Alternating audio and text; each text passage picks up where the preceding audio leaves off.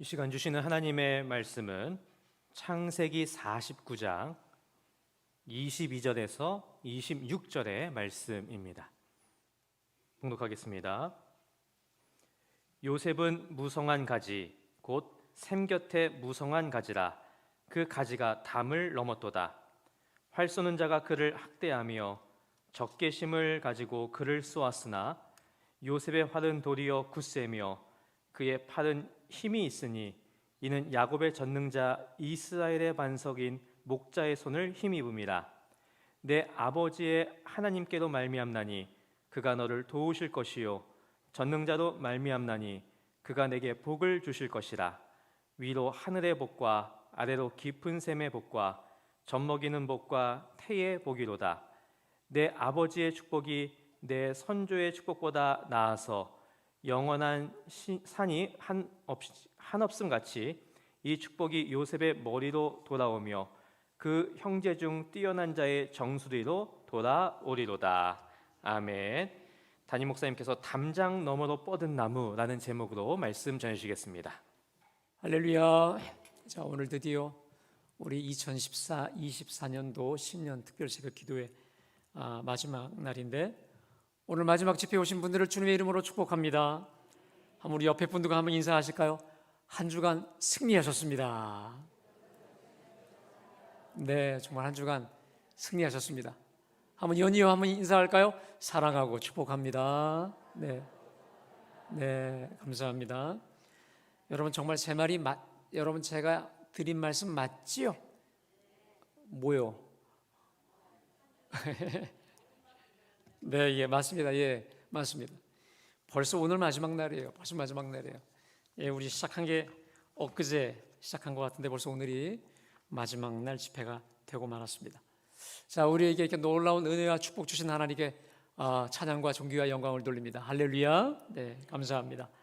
자, 오늘 이 특세 마지막 날은 아마도 성경상에서 믿음의 조상 아브라함에 이어 가장 많은 큰 영향력을 끼쳤던 하나님의 축복의 통로가 된 요셉의 삶, 더 구체적으로 말하면 요셉을 향한 하나님의 축복을 함께 묵상하려고 하는데, 자, 대체 요셉이 얼마나 영향력 있는 축복의 사람, 축복의 통로가 되었는지 오늘 본문 22절은 이렇게 말씀하시는데, 우리 함께 다 같이 봉독합니다.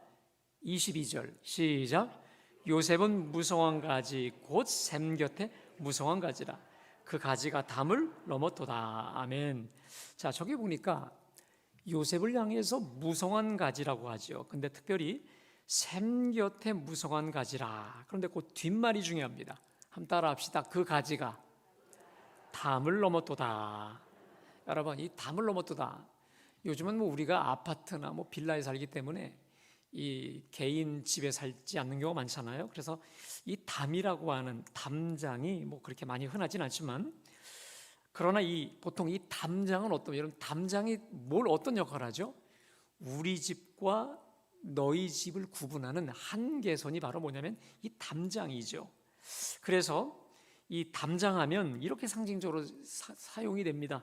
우리 집, 우리 식구, 우리 교회, 우리나라, 이렇게 나와 너, 우리와 너희를 구분짓는 한계선이 바로 이 담장입니다. 자, 그런데 담을 넘었도다라고 하는 이 말은 우리 집만이라고 하는 그 한계선을 초월했다 이 말입니다. 그래서 요셉은 우리 집, 우리나라라고 하는 한계를 완전히 뛰어넘은 사람이 바로 요셉이죠. 그런데 단지 넘어선 정도가 아니죠.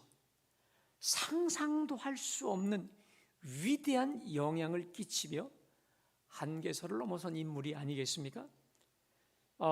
원래 요셉은 이스라엘의 가나안이라고 하는 그 땅에서 태어난 지극히 작고 조그마한 한계적 인물이었습니다.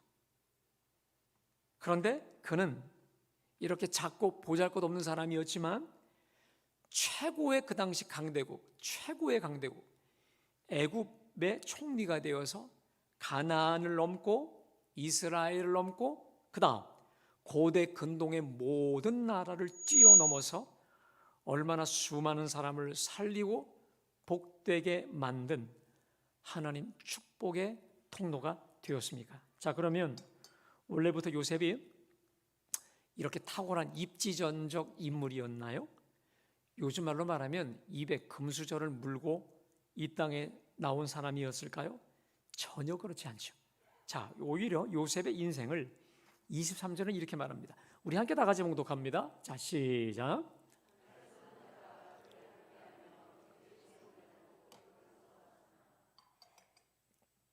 아하, 여기 보니까 요셉의 인생을 향해서 이 한 줄로 이렇게 요약을 합니다. 활 쏘는 자가 그를 학대하며 적개심을 가지고 그를 쏘았다. 그러니까 요셉을 표적으로 삼아서 이 궁수 활 쏘는 자가 그를 마구 학대하듯이 쏘았고 적개심을 가지고 그냥 들이붓다 이 말이에요. 화살을 쏘았다 이 말이죠. 자, 우리는 요셉의 인생이 얼마나 불행과 저주로 점철되어져 있는지를 너무도 잘 알고 있습니다. 아마도 요셉처럼 상처와 배신 그리고 억울함으로 가득 찬 인생도 흔치 않았을 것입니다. 예를 들어 볼까요?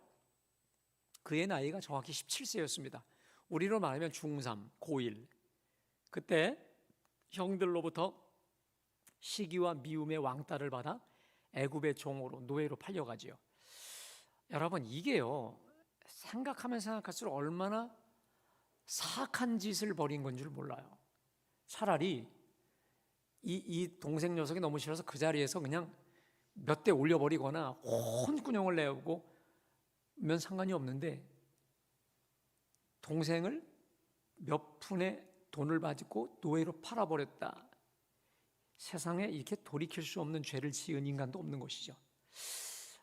형들은 그렇다 치고 이 동생 요셉의 심정이 어땠을까? 제가 별로 그런 생각을 해본 적이 없었거든요. 어제 말씀을 준비하면서 내가 요셉의 입장에서 한번 생각을 해봤는데, 여러분, 내 가슴이 보통 떨리는 게 아니었습니다. 자, 먼저 요셉이 아버지의 신부름을 받아서 형들에게 이제 왔죠. 자, 그랬을 때 형들이 어떻게 하죠? 꿈꾸는 자가 오는도다 하고는 구덩이에 그냥 던져버리죠. 깊은 구덩이, 얘가 스스로 나올 수 없는 깊은 구덩이에 캄캄한 곳에 던져버립니다. 물이 없는. 한번 그때 생각해 보십시오.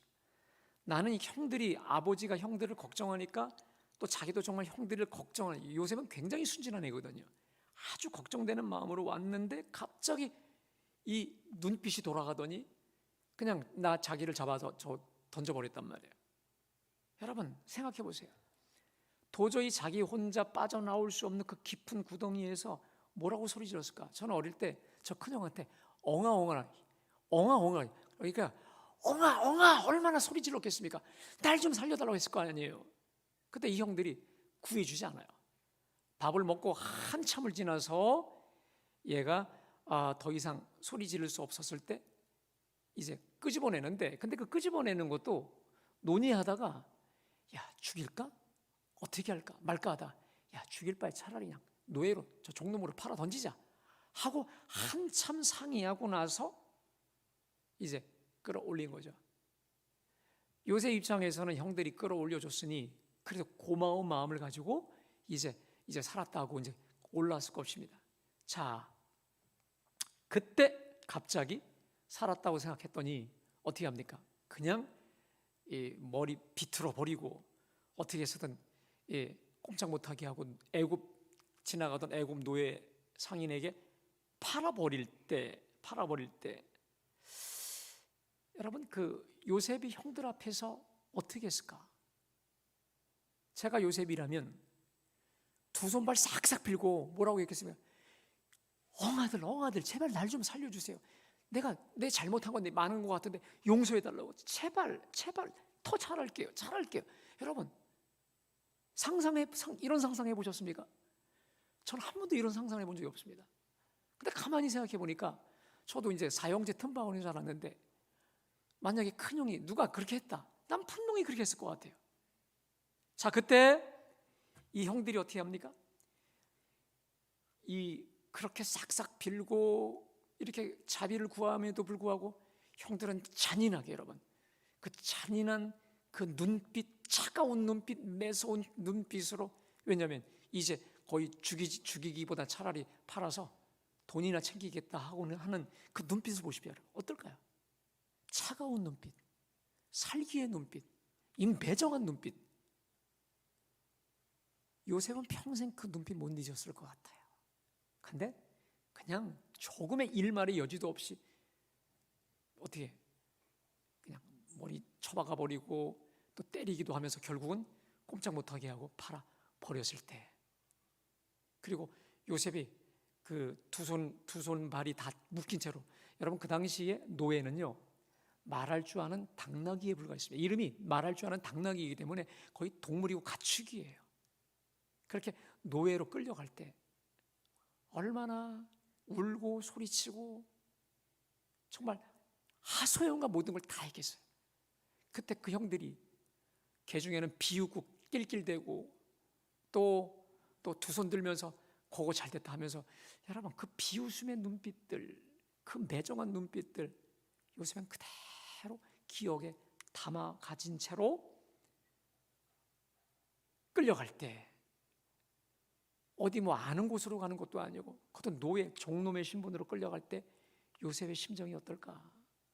여러분 그 심정이, 여러분 그 마음이 산산이 찢어지고 무너져 버리지 않았겠습니까? 그러니까 우리가 여러분 요셉을요 너무 위대한 사람으로 보시면 안 돼요. 그냥 17세 중3 아이로 보셔야 돼요. 만화의 고1 아이로, 아직 자기 아이덴티티와 정체성이 형성되지 않은, 형들의 보호가 필요하고 부모의 필요가 정말 필요한 그때 청소년으로 보시자 이 말이에요. 여러분 이건 돌이킬 수 없는 상처, 배신이 아니었겠습니까? 자, 어디 그뿐일까요? 애굽 누에로 팔려가서 그 집에서 정말 종으로서 얼마나 정신없고 바쁘게 살았겠습니까? 특별히 종 중에서도 여러분 급이 있습니다. 급. 애굽 출신의 종과 히브리 출신의 종이면 이건 차이가 다른 거예요. 차별도 엄청 당했을 거예요. 그러다가 오랜 시간 고생 끝에 이 보디발 주인에게 인정을 받아서 집안의 모든 걸 책임지는 가정 총무로 최선을 다해 일했건만 얼굴이 요셉이 준수했던 것 같아요. 잘생겼던 것 같아요. 그래서 그 느끼한 보디발의 아내의 눈짓을 늘 받아야 됐고, 그것을 피하고 또 다가오면 또 피하면 또 다가오고 또 다가오고, 그러다 어느 날 아무도 없는 대낮에 자기를 덮쳐버리잖아요. 자, 그때 보디발의 아내를 피해 도망쳤건만 오히려 강간 미수죄로 고발당해서 죄 없는 교도소 철창에 갇혔을 때 또 얼마나 억울했을까. 그러니까요 이 요셉의 인생을 그냥 한마디로 말하라면 상처와 배신 그리고 억울함으로 가득 찬 저주스러운 인생이었을 것입니다. 그래서 이 정도면은 자살하지 않았을까요, 여러분들? 거의 뭐 이 정도는 그랬을 것 같아요. 자, 그런데 여러분 거기 24절입니다. 24절 함께 다 같이 봉독합니다. 요셉의 활은 도리어 굳셈이요 그의 팔은 심이 있으니 이는 야곱의 전능자 이스라엘의 반석인 목자의 힘이 뭐냐. 할렐루야. 자, 거기 이제 앞에 그러나가 붙죠. 그러나 요셉의 팔은 도리어 굳셌다. 이게 뭡니까? 활 쏘는 자가 그를 학대하며 적개심을 가지고 그를 쏘았지만 그러나 요셉의 활은 도리어 굳세며 그의 팔은 힘이 있었다라는 것이죠. 그런데 이것은 야곱의 전능자 이스라엘의 반석인 목자의 손을 힘입었기 때문이다. 여러분 거기 요셉의 활이 도리어 굳셌다라고 되어 있습니다. 내려주세요. 자, 도리어 굳셌다라는 말은 뭡니까, 여러분? 도리어 굳셌다. 굳셀 수 없는데 그럼에도 굳셌다. 이건 반전이죠. 반전. 역전이라는 거죠. 이게 무슨 말입니까? 요셉의 활은 그 적대자들의 학대와 공격 속에 누구보다 약하고 가늘고 쉬 부러질 수밖에 없는 연약한 상태의 가지와도 같았지만 도리어 굳세며 도리어 힘이 있었다. 왜냐? 야곱의 전능자 이스라엘의 반석인 목자의 손을 힘입었기 때문이다. 자, 여기서 우리 하나님은 어떤 하나님입니까? 여러분, 우리 하나님은 전능하신 하나님이신 줄로 믿습니다. 또 이스라엘의 반석이라고 되어 있습니다. 이런 반석은 뭐냐? 그 터에 들어가면 누구도 흔들 수 없는 아주 든든한 견고한 바위를 반석이라고 하죠. 견고하고 든든한 바위요. 또 하나님은 어린 양과 같은 연약한 우리를 언제나 복사안고 가시는 선한 목자라고 하는 거예요. 이 전능하시고 가장 든든하시고 푸근하신 우리 주님, 목자 되신 하나님의 힘을 힘입었기 때문에 도리어 굳셌다. 그러니까 굳셀 수 없는데 그 전능자의 보호 아래 도리어 굳셌고, 약했음에도 강했다라고 하는 것이죠. 자, 연이어서 도리어 굳세고 도리어 힘이 있는 이유를 계속해서 25절에 우리 계속 설명하고 있어요. 우리 다 같이요. 내 아버지의 하나님께로 말미암나니 그가 너를 도우실 것이요 전능자로 말미암나니 그가 내게 복을 주실 것이라. 위로 하늘의 복과 아래로 깊은 샘의 복과 젖먹이는 복과 태의 복이 이리로다. 아멘. 여러분, 제가요 이 본문 가지고 몇 번 설교를 했던 것 같은데, 우리 하나님의 말씀이 참 살아있다라고 하는 것은 말씀을 준비할 때마다 하나님이 주시는 툭툭 던져주시는 은혜가 있습니다. 툭툭 주시는 은혜가 있습니다. 자, 보면 요셉의 활 혹은 팔, 손이 약할 수밖에 없는데 도리어 강하고 견고할 수 없는데 도리어 견고할 수 있었던 그 이유는 전능하신 하나님이신데 그분을 좀 더 구체적으로 설명하고 있습니다. 다시 좀 띄워줘 보세요. 내 아버지의 하나님께로부터 이 힘이 오게 되었는데, 자, 그가 너를 도우실 것이요 또 전능자로 말미암나니. 여러분, 저구절입니다. 따라합시다. 그가 네게 복을 주실 것이라. 할렐루야. 그러니까 여러분, 그가 내게 복을, 여러분 이 말씀 붙잡으십시오. 따라합시다. 그가 내게 복을 주실 것이라. 아멘. 여러분, 저 구절을 붙잡으십시오. 여러분, 그가 너를 복 주실 겁니다. 주님이 저와 여러분을 복 주십니다. 자, 그러니까 이게 무슨 말이냐면, 이렇게 상처와 배신과 억울함으로 가득한 이 참 안된 인생, 요셉의 인생이 도리어 굳세고 견고한 그 가지가 담을 넘은 한계가 없이 영향력 있는 축복의 통로가 될 수밖에 없었던 이 모든 것은, 따라합시다. 그가 너에게 복을 주셨다. 할렐루야. 그가 하나님의 복을 받은 사람이 되었기 때문에 가능하다는 것입니다. 아멘. 기가 막히죠. 어디서 갑자기 뚝 이게 아니라 분명하게 전능하신 이스라엘의 전능자, 반석이요 목자이신 그 하나님의 복을 받았기 때문이라는 거예요. 다시 띄워주세요. 그럼 구체적으로 어떤 복이었느냐? 거기 보니까 위로 하늘의 복, 아래로 깊은 샘의 복. 여러분, 이것은 하나로 복을 수 있습니다. 여러분, 하늘의 복, 쉽게 말하면 비가 내리는 거예요. 그 다음에 깊은 샘, 이 생수죠.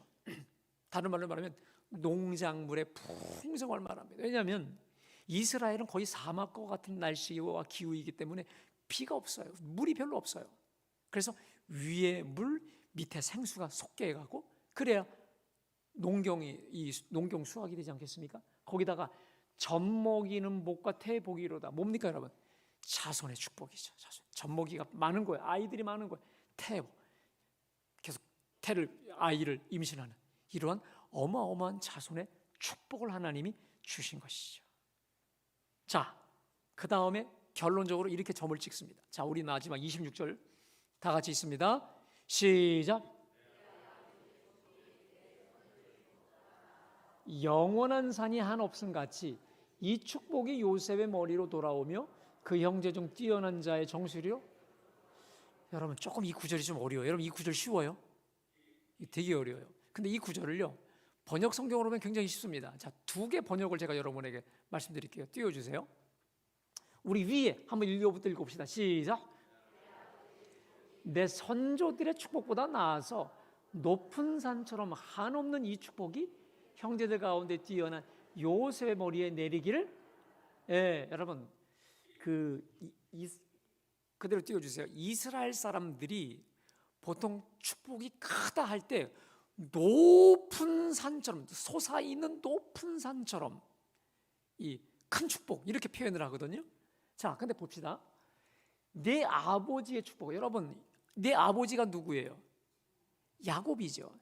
야, 너 요셉, 네 아버지의 축복, 야곱의 축복이 내 선조들의 축복, 그 위에 아브라함, 이삭, 그 어떤 선조들의 축복보다 탁월해서 마치 높은 산처럼 한없는 이 축복이 형제들 가운데 뛰어난 요셉의 머리에 내리기를 원하노라. 할렐루야. 조금 더 쉽죠. 근데 그 뒤에 뭡시오? 다 같이 읽습니다. 시작. 태고 쪽부터 굳건히 서 있는 저 산을 보아라. 구름까지 솟아 맞닿은 저 산을 보아라. 내가 받을 복이 이보다도 더 많으니라.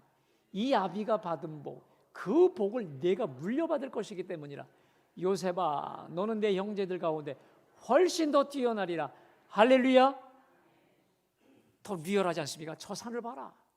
대고 쪽부터 굳건히 서 있는 저 태산, 이걸 봐라. 구름까지 높이 맞닿아 있는 저 산을 봐라. 내가 받을 복은 저 태산보다 더 큰 복인데, 이 아비가 받은 복, 지금 축복하고 있는 야곱, 내가 받은 그 복을 내가 물려받을 것이기 때문이다. 요셉아, 너는 내 형제들 가운데 훨씬 더 뛰어나리라. 할렐루야. 여러분, 엄밀히 말하면 오늘 이 49장은 요셉 개인에게 하는 축복은 아닙니다. 이게 누구 얘기하는 거냐면 요셉의 자손들에게 하는 축복이거든요. 자손들에게. 그러니까 여러분 지금 보세요. 야곱은 지금 눈이 어떻게 멀었어요? 띄었어요? 완전히 멀어서 아무것도 볼 수 없어요. 근데 영안이 활짝 열리죠. 여러분, 확 열리죠. 저는요, 여러분, 제가 지난 주일도 말씀드렸지만 저는 정말 아브라함과 같이 늙어가기 바라고. 할렐루야. 그 다음에 누구처럼 늙어가고 싶냐면 여러분, 야곱처럼 늙어가고 싶은데 고센 땅에 살았던 요셉, 야곱. 여러분, 야곱이 고센에서 17년을 더 삽니다. 17년을 더 사는데 저는 그래서 고센 17년이라는 영화를 한번 만들고 싶은 마음도 있는데, 고센 땅에서의 17년의 이 야곱의 삶은요, 요셉보다 아브라함보다 어떻게 보면 더 탁월한 삶, 더 탁월하고 깊이 있는 영의 탁월한 사람으로 변합니다. 제가 볼 때 요셉보다 더 탁월해요. 이 능력은 아브라함보다 더 영적으로 더 깊어진 사람이 누구냐면 야곱이었습니다. 그 야곱이 육신의 눈은 완전히 잃었지만 영의 눈, 하늘의 눈이 활짝 열려서 지금 누구를 예언하고 있냐면 요셉의 아들들의 그 삶을 엄밀히 얘기하면 예언하는 거거든요, 오늘 이 본문은. 근데 제가 볼 땐 그래요. 요셉과 또 그 포함한 그 이후의 요셉의 자손들의 삶인데, 여러분, 그 요셉의 이 자손들을 향해서 하는 축복이기도 하고 또 지금 축복을 받고 있는 요셉을 향한 축복이기도 하겠죠. 여러분, 저 아까 마지막 구절에 의하면 야곱의 12아들 중에 요셉은 거의 말째죠. 베냐민 바로 위에 있는 11번째 아들입니다. 그런데 여러분, 이 12아들 중에 누가 가장 탁월한 아들이 돼요? 요셉이 가장 탁월한 아들이 되죠. 그렇죠? 맞잖아요. 그 다음에 요셉이 죽고 나서 나중에 요셉 지파가 어떻게 됩니까? 지파가 어떻게 돼요? 두 개로 나누어져요. 번성에 너무 많아서. 무슨 지파? 아시면서 대답을 안 하시는구나. 진짜 모르세요? 뭡니까? 에브라임. 그 다음? 네? 그렇죠. 므낫세와 에브라임 지파로 나눠져요. 너무 자손들이 많아갖고. 그 다음에 이 두 지파가 아주 탁월한 영향력을 발휘하고 정말 잘 살아요. 그래서 여러분, 에브라임이라서 에브라임이 뭘 상징하면 북이스라엘을 상징하는 상징적인, 남쪽이 유다라면 북은 11지파가 모두 통틀어서 에브라임이라고 말할 정도로 북쪽하면 에브라임이 되어버립니다. 그러니까 예언 그대로 이 요셉의 두 아들들, 요셉은 말할 것도 없고 두 아들들이 그 이후에 가장 탁월한 그걸 형성하게 되죠. 여러분, 결국 이 요셉의 모든 축복은 누구로부터 왔나요? 따라합시다. 그가 내게 복을 주실 것이라. 여러분, 말씀은 붙잡으라고 주신 겁니다. 할렐루야. 우리 옆에 분에 인사합시다. 그가 내게 복을 주실 것이라. 말씀 그대로 붙잡으십시오. 정말 여러분, 복은 하나님 아버지로부터 부어주시는 줄로 믿습니다. 그래서 먼저 우리는 그 하나님으로부터 복을 받아야 돼요. 그 복을 받을 때만이 오늘 요셉과 같이 담장 넘어 뻗은 가지가 되어서 많은 사람들을 살리고 복되게 하는 하나님 축복의 통로가 되는 줄로 믿습니다. 그러니까 도리어 굳세며 누구보다 가장 억울하고 누구보다 가장 배신당하고 누구보다 가장 억울한 그 사람의 팔이, 활이, 손이, 삶이 도리어 굳세고 힘이 있는 사람, 이렇게 영향력이 있는 이 대역전의 쾌거, 복의 근원 되신 하나님의 역사이신 줄로 믿습니다. 오늘 요셉에게 임하신 이 축복이 오늘 예배하는 저와 여러분에게 임하기를 주님의 이름으로 축복합니다. 자, 그러면 여러분, 제가 묻겠습니다. 이 복은 어떻게 받을까요? 여러분, 어떻게 받을까? 여러분, 이 복은 나의 수고로 오는 겁니다. 여러분, 이 복은 이 얻으려고 내가 수고해 봤습니까? 내가 애를 썬다고 오는 겁니까, 여러분? 아닙니다. 이 복은 전적으로 하나님이 주시는 선물인 줄로 믿습니다. 여러분, 선물은 내가 애쓴다고 받는 게 아니에요. 이미 다 만들어진 것을 그냥 받는 거예요. 그래서 그것다 은혜라고 합니다. 도저히 받을 수 없는 자에게 주는, 거저 주는 게 바로 은혜요, 선물이 아니겠습니까? 할렐루야. 주님으로부터 거저 오는 공짜 은혜의 선물이죠. 자, 그렇다면 여러분, 조금 더 쉽게, 이 공짜 은혜의 선물은 어떻게 받아요? 선물도 받으려면 내가 할 일이 있습니다. 자, 있습니다. 어떻게 해야 되느냐? 자, 우리 창세기 49장 22절 말씀 다 같이 봉독합니다. 요셉은 무성한 가지라, 샘 곁에 무성한 가지라, 그 가지가 담을 넘었도다. 자, 거기 요셉은 무성한 가지, 그 샘 곁에 무성한 가지를 했습니다. 따라합시다. 샘 곁에 무성한 가지라. 그러니까요, 요셉이 무성한 가지가 될 수 있었던 이유, 결정적인 게 뭐냐? 마치 샘 곁에 무성한 가지, 거기 샘곁이라는 것이죠. 여러분, 내려주세요. 가지가 아무리 약하고 갸날프고 힘이 없어 보여도 여러분 어떻게 됩니까? 먼저 반대로 엄청나게 큰 아름드리 소나무도 여러분 사막 한가운데다 갖다가 심어놓으면 어떻게 됩니까? 그냥 죽어버리죠. 자, 그런데 아무리 약한 개나리 가지, 수양보들 가지 이런 거라 할지라도 여러분 샘 곁에다가 그 강가에다가 쭉 거의 심어놓으면 어떻게 될까요? 뿌리가 내리고 계속 쭉쭉쭉쭉 시간이 지날수록 견고한 울창한 숲을 이루게 되는 것처럼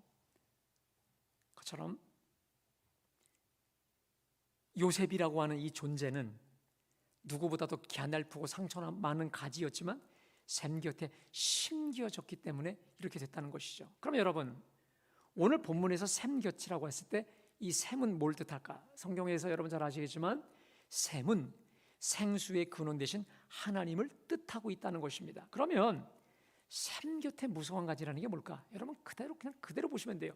요셉이 샘 곁, 다시 말해 하나님 곁을 떠나지 않았다는 거예요. 쉽게 말하면 요셉은 그 어떤 순간에도 샘 곁, 다시 말해 하나님 곁에 붙고 또 붙고 언제라도 하나님께 달라붙어 의지하고 떠나지 않았다는 거 아니겠습니까? 그러면 이렇게 볼 수 있어요. 비록 형들에게 노예로 팔려고 하는 그 억울한 순간에도 누구 곁에? 샘 곁에 있었어요. 보디발의 아내가 자신을 유혹하려 할지라도 샘 곁에 바짝 붙어서 그렇기 때문에 내 어찌 이 큰 악을 향하여 하나님께 죄를 범하리까? 여러분, 그 어떤 순간에 바로 내 어찌 하나님이 튀어나온다는 얘기는 그 사람이 늘 하나님 곁에 있었다는 거 아니겠습니까? 과감히 그래서 뿌리쳐요. 보디발의 아내의 모함으로 감옥 안에 들어가는 순간에도 샘 곁에 가까이 더 붙어버렸다라고 하는 것이죠. 그랬더니 그 어떤 상처와 배신, 억울함 중에도 신기한 게 요셉에게는 그 배신과 억울함과 상처가 힘을 발휘할 수 없었던 거예요. 왜 그러냐? 그토록 따사롭고 부드럽고 평안하신 하나님의 평강이 요셉의 마음을 주장해 버리시니까 지금 억울해야 돼. 지금 상처로 갈기갈기 찢어져야 돼. 그리고 배신으로 죽어야 될 것 같은데 그렇게 억울하지가 않았던 거야. 상처로 갈기갈기 찢어져야 되는데 여러분, 누가 주장해? 하나님의 평강이 주장하니까 그렇게 찢어지지가 않는 거예요. 무슨 말이냐? 상처와 억울함과 배신의 그 괴로움 위에 누가? 하나님의 평강이 주장해 버리니까 찢겨지는데 찢겨지지 않는 거고, 억울해서 죽을 것 같은데 억울해지지가 않고, 배신 때문에 죽을 것 같은데 죽어지지가 않는 주님의 평강으로 덮어버리니까, 평강이 주장해 버리니까 억울해야 될 때 억울하지 않는 거예요. 상처로 찢어질 수밖에 없는 그때 찢어지지가 않는 것이죠. 주님의 샘 곁에서 요셉은 세상이 줄 수 없는 하늘의 위로를 받았고요, 주님의 샘가에서 요셉은 세상이 줄 수 없는 평안함을 얻었고요, 주님의 샘 곁에서 이 억울하고 험난하고 더러운 세상을 이겨나갈 하늘의 힘, 그 성령의 힘으로 충만히 받고 이 험난한 세상, 억울한 세상 능히 넉넉히 이겨내게 된 줄로 믿습니다. 사랑하는 여러분, 오늘 이 새벽에 누군가로 인한 상처와 배신의 아픈 심정 가지고 이 자리에 나오셨습니까? 그렇다면 저 요셉이 그리했듯이 우리 주님의 샘 곁으로 바짝 붙으시기를 축복합니다. 지금 내게 닥친 시련과 환난으로 마음이 두려우세요? 두려움과 역정 근심 속에 나오셨어요? 빠져버리셨어요? 그러면 요셉이 그랬듯이 근심과 걱정과 염려와 두려움이 오면 올수록 더 바짝, 따라합시다. 샘 곁에 무성한 가지라. 두려움이 와요? 더 샘 곁으로 더.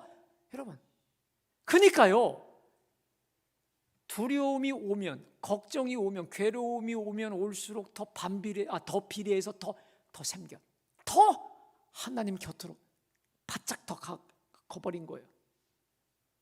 그랬더니 하나님의 더없이 따뜻하고 포근하고 정말 그보다 더 평안할 수 없는 하늘의 위로와 평강이 요셉을 주장했던 것처럼 우리 심령의 상태가 어떻든지 그러면 그럴수록 더 비례해서 주의 샘 곁에 더 바짝 다가갈 때, 여러분, 세상이 줄 수 없는 평강이 저와 여러분을 주장하사 넉넉히 이겨나가게 하실 줄로 믿습니다.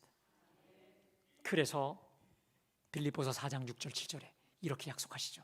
우리 다 같이요, 시작.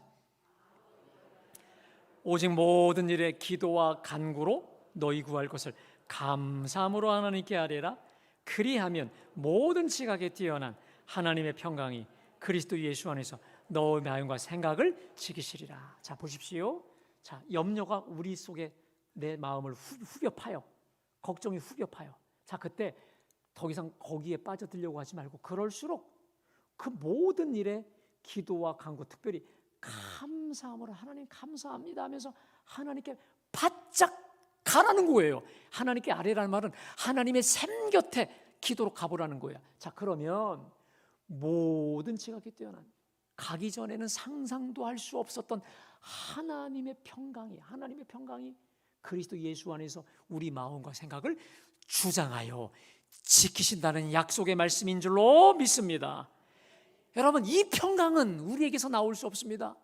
누구에게서 나올 수 없어요. 그 누가 아무리 위로해주고 아무리 옆에서 나에게 치료해 상담을 해줘도 나올 수가 없는, 오직 하늘 하나님께로부터만 나오는 하나님의 평강인 줄로 믿습니다. 사랑하는 여러분, 제가 여러분에게 신신당부합니다. 어떤 상황에서도 주님의 샘 곁에 가까이 가시기를 축복합니다. 힘이 들수록, 괴로울수록 더더욱 주님의 샘 곁에 바짝 붙어 버리십시오. 그러면 주님이 우리를 너무도 기뻐하셔서, 아까 목자로 하셨잖아요. 어린 양과 같은 상처 많은 우리를 복사 안으셔서 평강의 평강으로, 은혜의 은혜로 우리를 붙잡아 주실 줄로 믿습니다. 주님 안에 있는 세상이 줄 수 없는 그 평안함과 위로와 복과 은혜로 부어주실 줄로 믿습니다. 그로 인한 하나님의 간증을 하게 하실 겁니다. 시편 73편 28편 다 같이요, 시작. 주가 주 여호와를 나의 피난처로 삼아 주의 모든 행적을, 여러분 저 말씀 붙잡으십시오. 따라합시다. 하나님께 가까이 함이 내게 복이라. 여러분, 하나님께 가까이 가는 게 복입니다. 주님의 샘 곁에 가는 게 복입니다. 자, 여러분, 저는 저기까지만 보통 알고 있었거든요. 근데 더 뒤 말씀이 더 대단한 말씀이에요. 내가 주 여호와를 나의 피난처로 삼아 바짝 가게 되면 어떤 일이 벌어지냐? 주의 모든 행적을 전파하리이다. 이게 무슨 말이냐? 가기 전에는 얻을 수 없는 평강, 할렐루야. 가기 전에는 맛볼 수 없는 하늘의 그 위로, 가기 전에는 만날 수 없는 그 하나님의 놀라운 은혜를 내가 친히 맛보고 누림으로 인해서 주의 행적, 하나님의 이름을, 영광을 간증하며 찬송하며 전파하는 사람 되게 하신다는 거예요. 아멘. 여러분, 어떤 사람의 신앙이 견고한 줄 아세요? 여러분, 오늘 이 재단에 나온 여러분에게 말씀드려요. 우리 신앙생활이 왜 재미없는 줄 아세요? 제가 18살 때 고등학교 2학년 때 예수님을 만났는데 그 전까지 왜 재미없었냐? 내가 체험한 게 없었거든. 내가 예수님께 기도했을 때 뭐 이런 기도 응답이라든지 나와 함께 하신 이런 성령의 체험이, 그러니까 삶의 체험이 없는 거예요. 간증이 없었던 거예요. 근데 여러분, 기도할 때마다 하나님의 응답을 해주시니까 하나님의 살아계심이 막 느껴지고, 할렐루야, 하나님이 내 옆에 계시는 게 느껴지고, 기도할 때마다 착착착 하나님께서 응답해 주시는 이 간증이 쌓이다 보니까 여러분, 돌이킬 수 없는 믿음의 사람으로 견고 있는 거예요. 왜 우리 신앙이 계속 왔다 갔다 하는 줄 아시죠? 이 체험이 없는 거예요. 경험이 없는 거예요. 여러분, 신앙은 경험적 신앙이 될 때 견고해집니다. 체험적 신앙이 될 때 여러분 확실해지는 줄로 믿습니다. 근데 오늘 이 시편 73편 기자가 그럼에도 하나님께 가까이 가라, 그게 가장 복된 곳이다. 왜? 내가 주 여호와를 너의 피난처로 삼아서 그의 샘 곁에 가까이 또 가까이 갈 때 주님의 행적을 전파한다. 하나님의 간증을 경험하여 하나님의 이름을 간증하고 전파하며 선포하는 하나님의 사람이 되게 하리라. 할렐루야. 여러분, 이 축복, 이 평강, 이 은혜, 간증이 풍성해지시기를 축복합니다. 여러분, 우리 갈보리 교회는 간증이 많은 교회입니다. 더 많아져야 돼요. 올해 우리 재단에 하나님의 간증이, 하나님을 향한 간증과 찬송이 차고 넘치기를 축복합니다. 그래서 여러분, 속회 때마다 내가 이번 주에 이렇게 하나님이 간증 응답해 주셨어요. 하나님이 이렇게 내 기도에, 우리의 기도에, 우리의 이 중보에 응답해 주셨어요.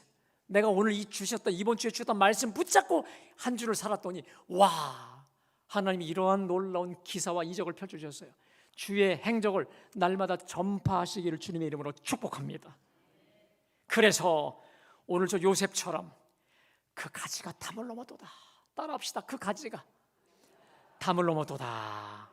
담장 넘어 쭉쭉 뻗은 가지처럼 지극히 존귀한 하나님의 축복의 사람들, 축복의 통로로 끝까지 쓰임받기를 주님의 이름으로 축복합니다. 자, 이 시간에 우리 이 찬양을 부른 다음에, 부르고 나서 이제 불이 꺼지면 우리 자녀들 다 앞으로 나오십시오. 나와서 우리 자녀들 청년까지 다 나와서 함께 축복하도록 하겠습니다. 그때 여러분들이 특별히 기도하시면서 우리 자녀들 다음 세대입니다. 여러분 이 사람들이 우리 교회 다음 세대를 책임질 거기 때문에 오늘 이 야곱의 축복, 요셉의 축복이 임하도록 기도하시고, 여러분의 자녀들을 위해서 기도하시고, 여러분 자신을 위해서도 기도하시고, 정말 영향력 있는 그 가치가 담을 뛰어넘는 우리 안에 우리만 저는 그래서 올해 그리고 앞으로 우리 갈보리 교회가 우리 교회만을 위한 교회가 아니라 이 지역사회 또 다른 교회를 섬기는 정말 영향력 있는 복된 교회가 되기를 축복합니다. 그러한 교회를 향하여 또 여러분의 가정만을 위한 가정이 아니라 영향력 있는 가정이 될 수 있도록 우리 함께 우리 손뼉 치면서 우리 부르겠습니다.